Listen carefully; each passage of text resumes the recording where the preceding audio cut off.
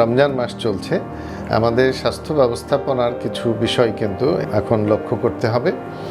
যেমন আমাদের এই সময় খাওয়া দাওয়ার অভ্যাসটা যেমন একটু আমরা পরিবর্তন করি, অর্থাৎ আমরা সেহরি করছি, তারপরে আমরা ইফতার করছি, সারাদিনে পানি খাচ্ছি না। তো আবার ইফতারির সময় অনেক ভাজা পোড়া বেশি বেশি খেয়ে ফেলছি। তো সেই বিষয়গুলোর দিকে কিছুটা স্বাস্থ্যকর খাদ্য গ্রহণের ব্যাপারে একটু আমাদের নজর দিতে হবে, যে ফল, তারপরে পানি, তরল খাবার এগুলো খেতে হবে। আবার ভাজা পোড়া বা বেশি তৈলাক্ত খাবার, গুরুপাক খাবার এগুলো খেয়ে বরং পেটের অসুবিধা হতে পারে। ওষুধগুলো কিন্তু আমরা সাধারণত যেটা 3 বেলা খেতে বলা হতো বা খুব জরুরি না হলে অনেকটাই এখন অনেক রকমের ওষুধ আছে যেগুলোকে আমরা 2 ভাগে ভাগ করে দেওয়া যায়। তাহলে সেক্ষেত্রেও কিন্তু একটা সুবিধা রয়েছে।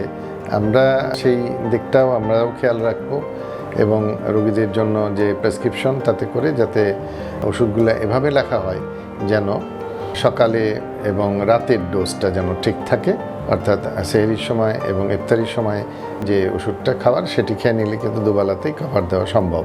তবে যেগুলো জরুরি বা খুবই অত্যাবশ্যকীয় কিছু ওষুধ রয়েছে সেগুলোর কথা অবশ্যই ভিন্ন এবং সেগুলো যথাযথ নিয়ম মেনে 6 ঘন্টা পর পর 8 ঘন্টা পর পর যেগুলো আছে সেগুলো দিতে হবে।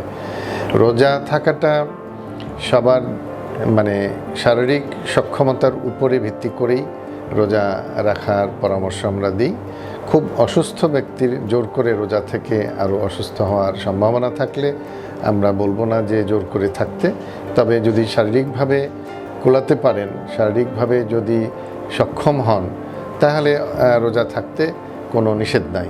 এমনকি আমাদের ক্যান্সারের রোগীরাও কিন্তু রোজা করছেন এবং তারা সেভাবে ওষুধপত্র খাচ্ছেন বা আমাদের নিয়ম মোতাবেক চলছেন, সেভাবে তারা ভালো আছেন। আশা করি সবাই ভালো থাকবেন।